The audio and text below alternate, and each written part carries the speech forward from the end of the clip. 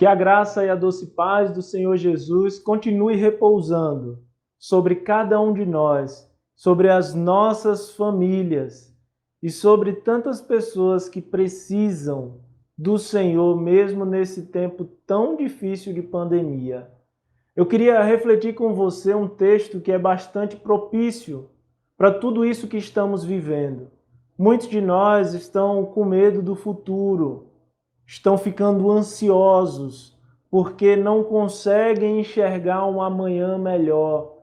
E eu queria, a partir desse texto que Paulo escreveu aos Filipenses, no capítulo 1, a partir do versículo 19, te dizer, colocar para você que é possível sim viver sem ter medo do futuro. Esse é o nosso desafio. A gente precisa encontrar nesse texto os elementos que faziam com que Paulo, mesmo estando escrevendo essa carta de dentro de uma prisão, que ele não perdesse a sua motivação, o seu amor, a sua alegria. Essa é uma das cartas que ele mais fala sobre alegria, mesmo estando preso. Paulo mostra para a gente que as circunstâncias elas não podem tirar a nossa felicidade.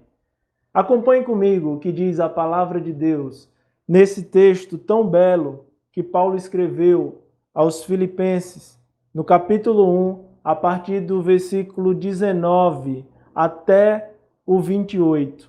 Assim diz a palavra do Senhor: porque estou certo de que pela súplica de vocês, em algumas traduções diz pela oração de vocês, e com a ajuda do Espírito de Jesus Cristo, isso resultará em minha libertação.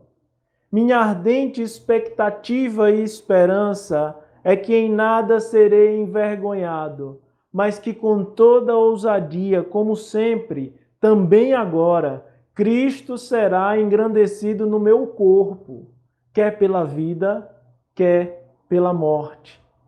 Porque para mim o viver é Cristo e o morrer é lucro. Entretanto, se eu continuar vivendo, poderei ainda fazer algum trabalho frutífero, mas não sei o que devo escolher. Estou cercado pelos dois lados, tendo desejo de partir e estar com Cristo, o que é incomparavelmente melhor. Mas por causa de vocês é necessário que eu continue a viver. E estou convencido disso. Estou certo de que ficarei e permanecerei com todos vocês para que progridam e tenham alegria na fé. Desse modo, vocês terão mais motivos para se gloriarem em Cristo Jesus por minha causa, pela presença de novo no meio de vocês. Acima de tudo, vivam de modo digno do Evangelho de Cristo, para que, ou indo até aí para vê-los, ou estando ausente, eu ouço a respeito de vocês que estão firmes em um só espírito, como em uma só alma, lutando juntos pela fé do Evangelho, e que em nada se sentem intimidados pelos adversários, pois o que para eles é prova evidente de perdição, para vocês é sinal de salvação, e isto da parte de Deus. Amém. Paulo ele quer nos ensinar algumas coisas a partir desse texto. Paulo quer nos revelar aquilo que passava na sua mente. Como encarar situações difíceis. Como viver também em situações fáceis. Aqui a primeira coisa que eu queria destacar com os irmãos, no versículo 19, são as convicções que Paulo tem. E eu queria apresentar 3 convicções. A primeira convicção que Paulo tem é a convicção no poder da oração. Paulo acreditava claramente no poder da oração.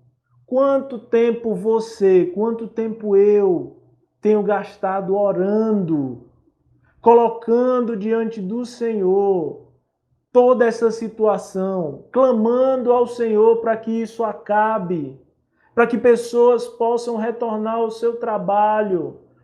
Quanto tempo a gente gasta com isso? De verdade, a gente só vai ter tempo para aquilo que é prioridade nas nossas vidas. Talvez o medo do futuro esteja cercando o seu coração, porque você tem gastado pouco tempo de oração, pouco tempo em relacionamento com o Senhor.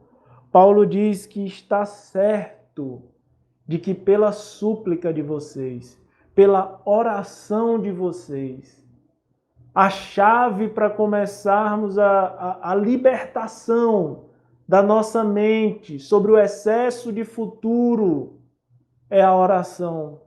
É colocar para fora diante do Senhor. É fecharmos o nosso quarto e clamarmos ao Senhor. Quanto tempo nós temos gastado orando?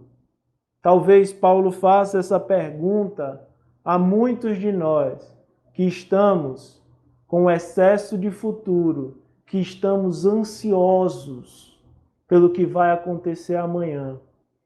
Essa é a primeira convicção de Paulo. Paulo tem a convicção de que a primeira chave para que a gente possa ultrapassar esse medo do nosso futuro é a oração. Mas tem uma segunda coisa que Paulo também está certo.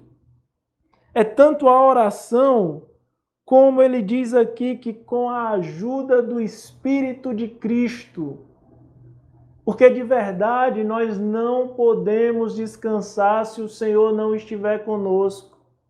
Nós não podemos viver bem se o Espírito do Senhor não estiver sobre nós. Paulo sabe que a ação de Deus não anula a responsabilidade do homem. O Espírito do Senhor está agindo, mas nós precisamos orar. Muitos de nós queremos apenas dizer para os outros, ore por mim, mas nós mesmos não nos colocamos de joelhos, não buscamos ao Senhor. Paulo tinha essa convicção de que o Espírito de Cristo vai ajudá-lo sim, mas que aquela igreja precisava também estar orando e estava orando. Por isso ele diz, eu estou certo de que pela súplica, pela oração de vocês, assim como a ajuda do Espírito de Jesus Cristo, isso resultará em minha libertação.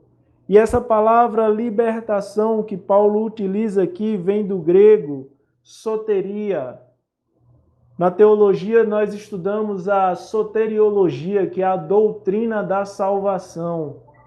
É como se Paulo dissesse para mim e para você que com a oração e o Espírito de Cristo, nós pudéssemos então progredir a um nível superior, que isso vai resultar na nossa salvação, mas não necessariamente a salvação daquela circunstância ruim, porque Paulo continuou preso, mas a salvação da libertação da nossa mente, de saber que em Cristo nós somos livres, que o nosso corpo ele pode até estar preso, ele pode estar passando por dificuldades, mas que em Cristo nós somos livres, nós estamos libertos, estamos salvos.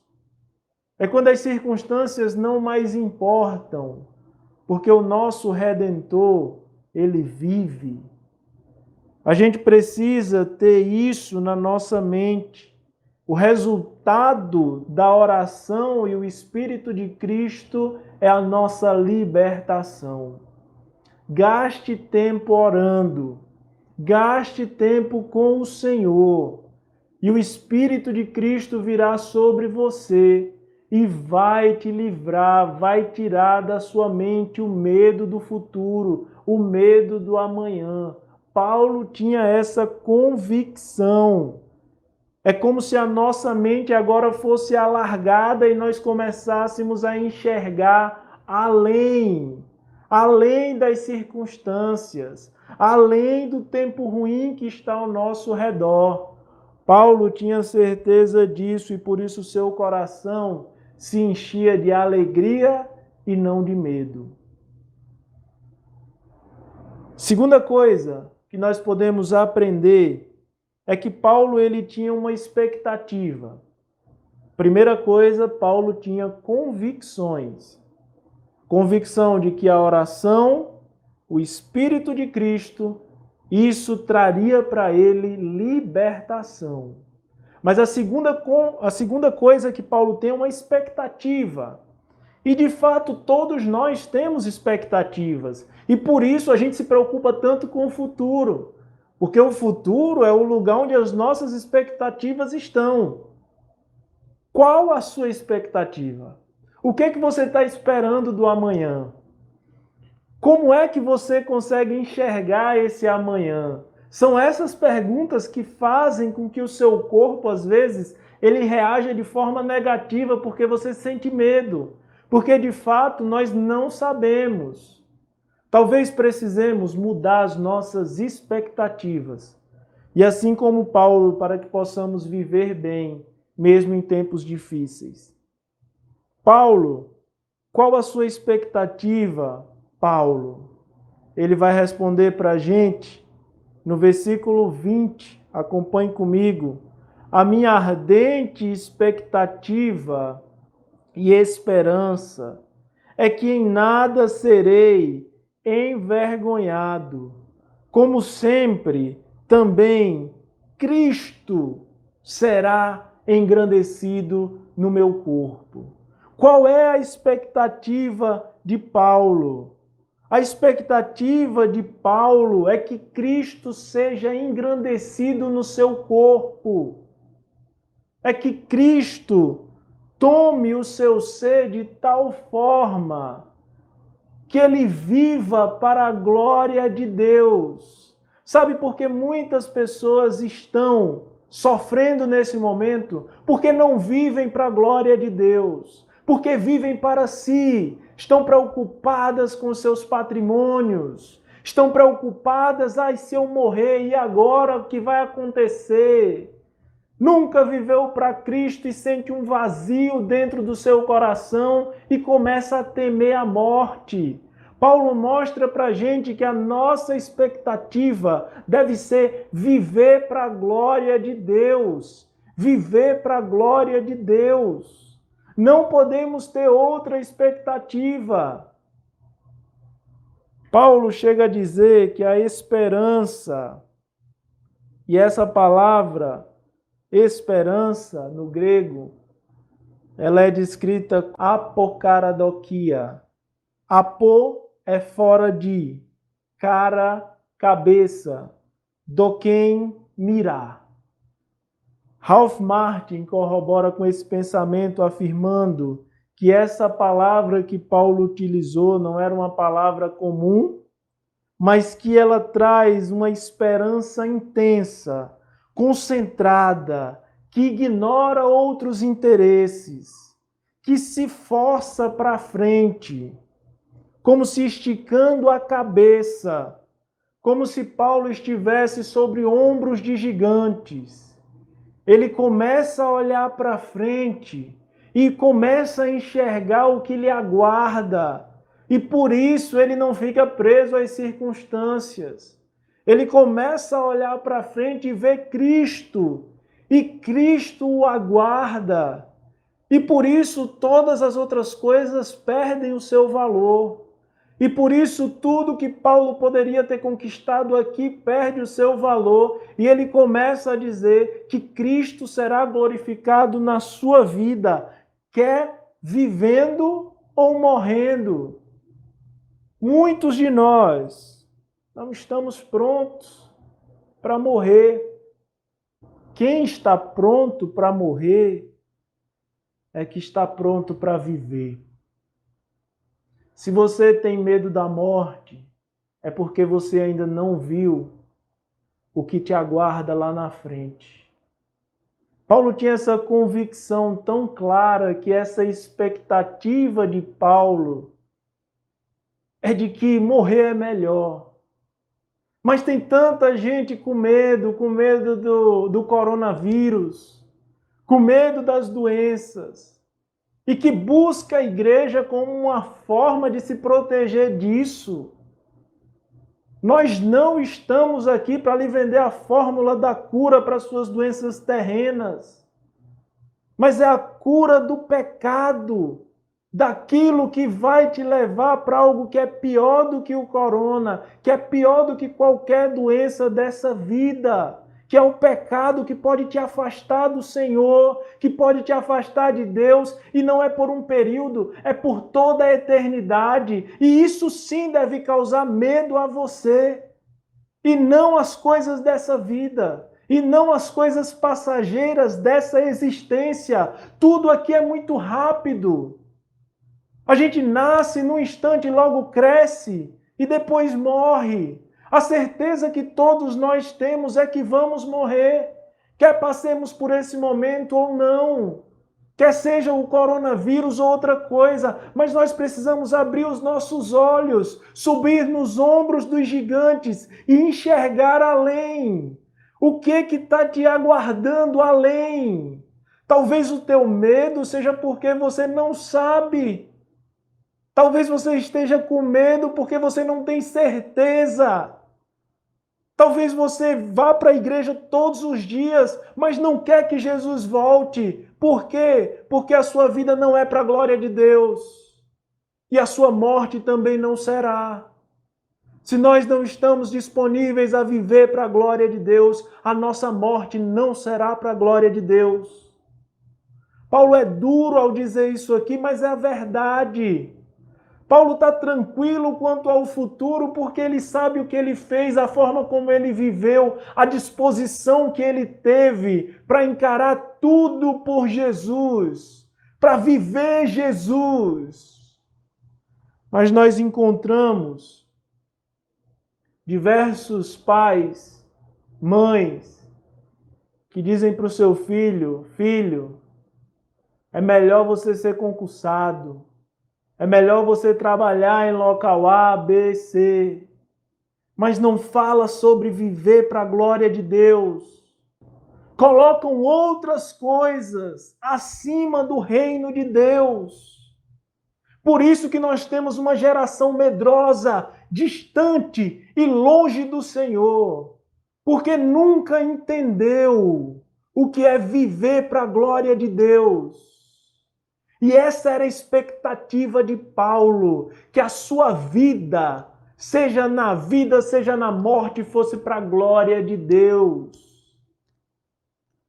Uma vez ouvi um pastor dizer que ele preferia que seus filhos estivessem longe dele e perto de Deus, do que perto dele e longe de Deus. Ah, se esse fosse o nosso desejo e a nossa expectativa, a nossa geração ela seria mais forte. Mas nós temos ensinado e temos visto pessoas ensinando na igreja que o que Deus quer é te dar uma vida boa aqui na terra, que Deus vai te curar de tudo, que Deus vai fazer tudo para você nessa existência, nessa vida, nada vai dar errado. Isso é uma mentira. Paulo estava preso. Paulo foi açoitado, foi apedrejado por causa do evangelho. E se isso não acontece com a gente, e se nós não somos perseguidos, é porque estamos vivendo outra coisa que não seja o evangelho e por isso estamos com medo do futuro. E por isso nos espantamos tanto ao olharmos para o futuro. Mas podemos olhar para a palavra do Senhor. E essa palavra nos diz em Mateus 6,33: busquem, pois, em primeiro lugar o reino de Deus e a sua justiça, e todas as demais coisas serão acrescentadas. Nós não precisamos ter medo do futuro. O que nós precisamos é que Cristo seja glorificado através das nossas vidas, quer na nossa vida diária, quer na nossa morte. Paulo tinha muito certo disso. Muitos vivem ansiosos, porque ainda não entenderam qual é o propósito da vida. Filósofos buscam isso em diversos livros. Psicólogos estudam a mente do ser humano tentando encontrar o sentido último da vida. Pessoas buscam isso em dinheiro, em posses, em bens, em construções.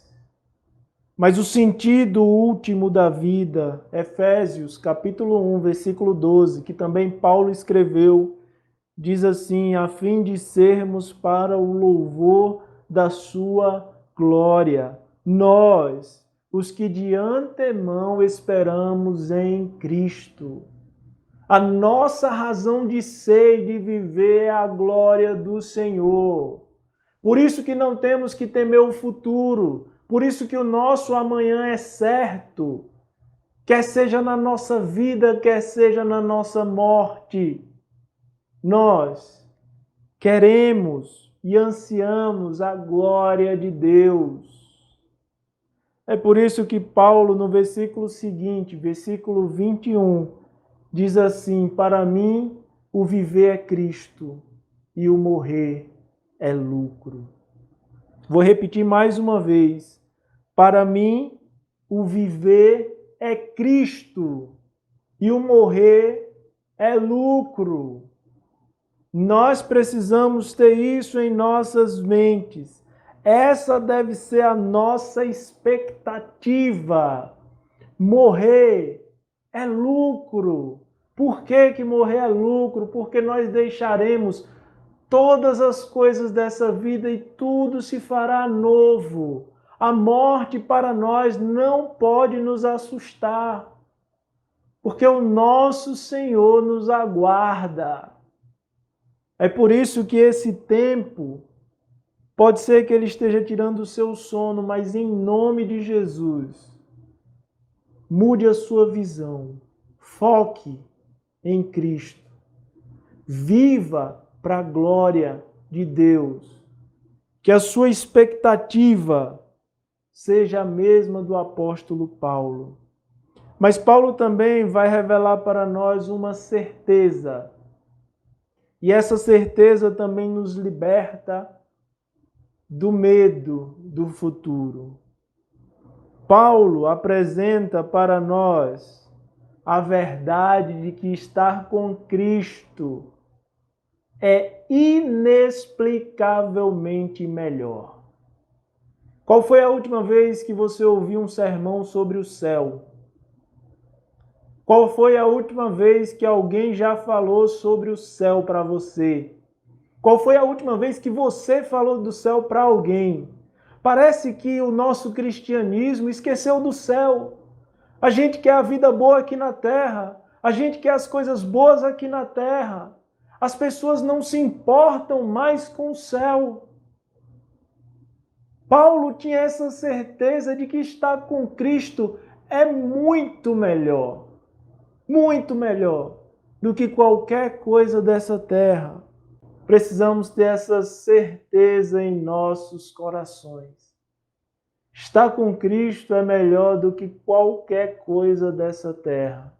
E aqui eu queria falar com você que perdeu alguém nesse período de pandemia. Eu queria falar com você que está chateado com Deus porque alguém da sua família partiu de um modo inesperado. Eu queria falar com você que está chateado com Deus porque não entende coisas que aconteceram na sua vida. Eu queria te dizer isso que Paulo está dizendo aqui para cada um de nós. Estar com Cristo é inexplicavelmente melhor. Ter a certeza de que ao fecharmos os olhos, vamos encontrar o nosso Redentor, aquele que vai enxugar dos nossos olhos toda lágrima.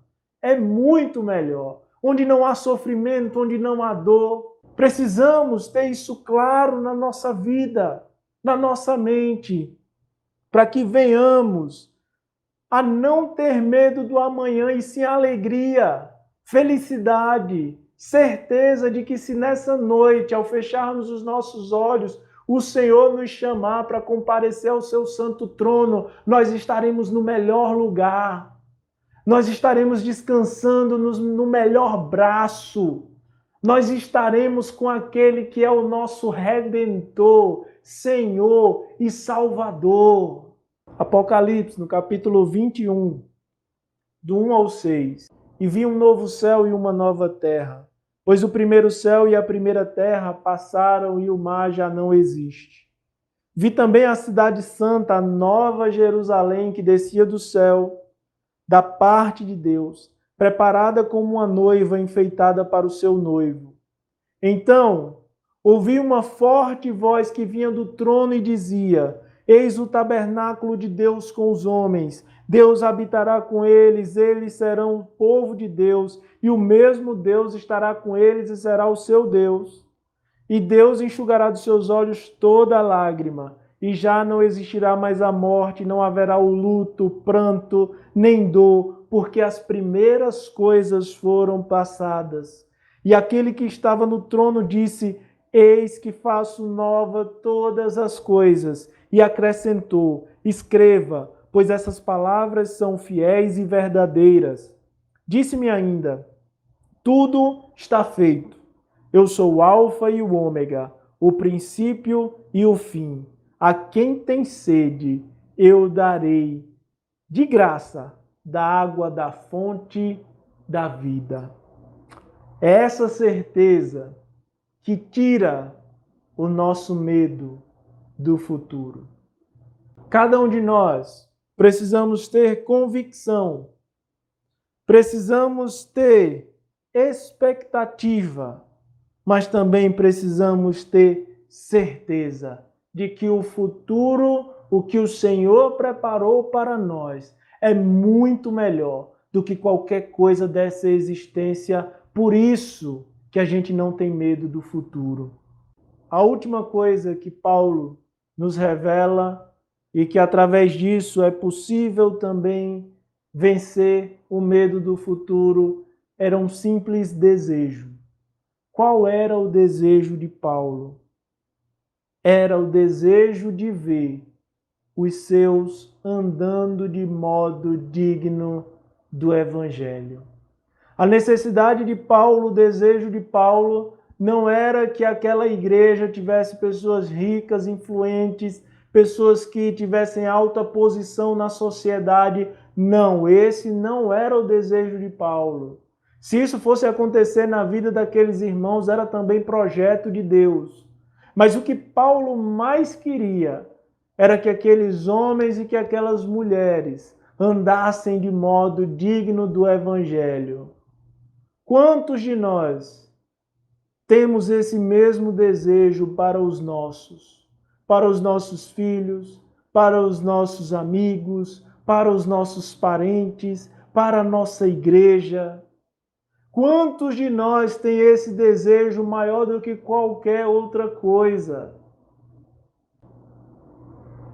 O que nós precisamos desejar é que toda a nossa comunidade esteja andando de modo digno do Evangelho. E andar de modo digno do Evangelho tira de nós o medo do futuro. Você que é pai, que é mãe, ao ver os seus filhos fazendo coisas que não condizem com o Evangelho, use da sua autoridade para repreender. Ore por eles, lute por eles, mas não deixe que eles não vivam de modo digno do Evangelho, porque a única coisa que vai restar para eles é ansiedade, é depressão e muitas das vezes a falta de vontade de viver, porque não estão prontos para morrer, porque não têm uma causa pela qual lutar, porque não entenderam que foram criados para a glória de Deus. E todas as vezes que o ser humano vive fora do seu propósito, ele perde a vontade de viver. Assim como Paulo, nós precisamos ensinar os nossos a viverem de modo digno do Evangelho. Paulo diz: acima de tudo, acima de qualquer coisa, acima de qualquer circunstância, vivam de modo digno do Evangelho de Cristo. Para que, ou eu indo até aí vê-los, ou eu estando ausente, eu ouça a respeito de vocês que estão firmes, em um só espírito, com uma só alma, lutando juntos pela fé do Evangelho, e que em nada se sentem intimidados pelos adversários, pois o que para eles é prova evidente de perdição, para vocês é sinal de salvação. Talvez o que nos falte é esse desejo ardente de termos pessoas andando de modo digno do Evangelho. Talvez o que te falte para vencer, para romper esse medo, seja viver de modo digno do Evangelho. Abandonar as coisas erradas que você faz e sabe que faz. Ter a coragem de romper com velhos costumes. Viver de modo digno do Evangelho para a glória de Deus. E assim você será liberto do medo e do futuro. Porque você começará a viver agora, já, a grandiosa experiência de andar com Cristo ao seu lado. Eu queria pedir a você que pegasse um papel e uma caneta. Ou até mesmo no seu celular. E eu queria que ao final desse texto, ao final dessa reflexão, você respondesse 4 perguntas. Essas perguntas elas serão chave para que você possa vencer, ultrapassar, ir para um nível acima a respeito de viver sem medo do futuro. A primeira coisa que você precisa responder é quais são as suas convicções. Você está convicto de quê? Depois, qual é a sua expectativa? O que é que você espera? O que é que você almeja? Terceira coisa, qual é a sua certeza? E por último, qual o seu desejo? Ao responder essas 4 perguntas para você mesmo, talvez você se perceba longe do projeto de Deus, longe do propósito de Deus, e por isso o medo e o futuro estejam te assombrando. Eu quero concluir perguntando a você: você quer vencer o medo do futuro? Viva de modo digno do Evangelho. Somente o Evangelho de Jesus Cristo nos faz ultrapassar as circunstâncias e encontrar a alegria nele. E ele é que nos garante um futuro promissor.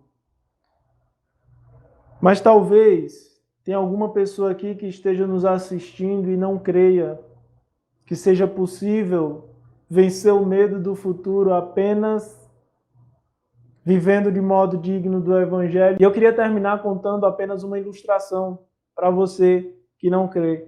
Diz que um matuto ele estava sendo duramente criticado por uma pessoa que não acreditava no Evangelho, um incrédulo. E ele estava sendo criticado justamente por sua fé em Jesus Cristo.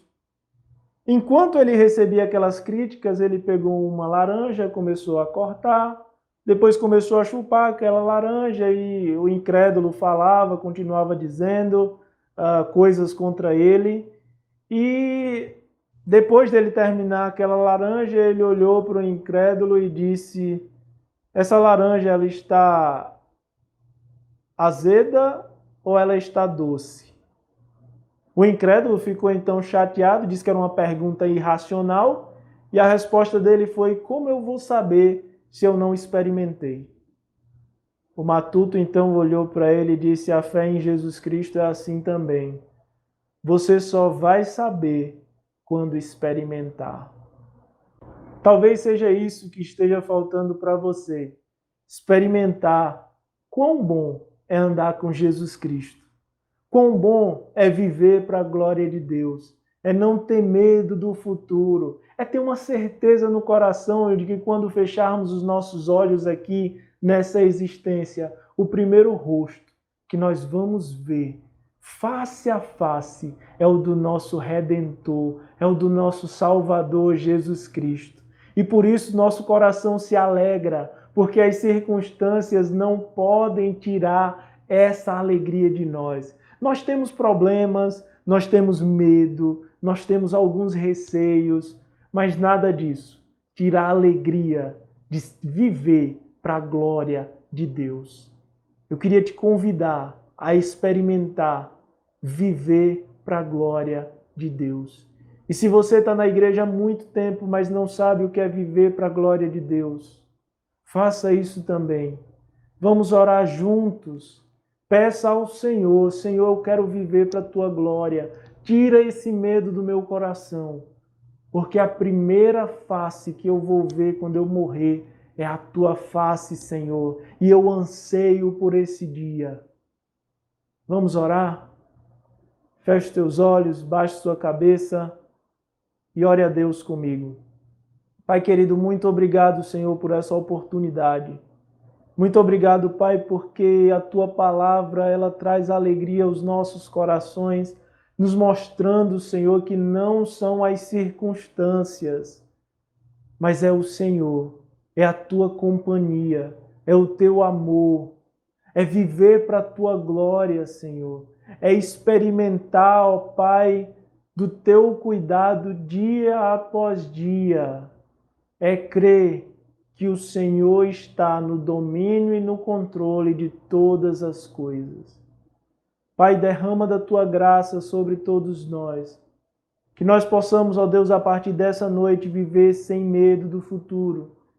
E que se houve alguém, ó Deus, aqui que entregou a sua vida a Jesus Cristo, que decidiu viver para a glória de Deus, que o Senhor ajude essa pessoa em sua decisão, que o Senhor capacite, ó Deus, e nos tire, ó Pai, tire o nosso olhar das circunstâncias e que o nosso olhar possa estar focado no autor e consumador da nossa fé, Jesus Cristo. Muito obrigado, Pai, por essa oportunidade de refletir junto com os meus irmãos na Tua Palavra e que ela faça aquilo que nós não podemos fazer. Que o Teu Santo Espírito convença a muitos do pecado, da justiça e do juízo. Assim oramos agradecidos por tudo, em nome de Jesus. Amém.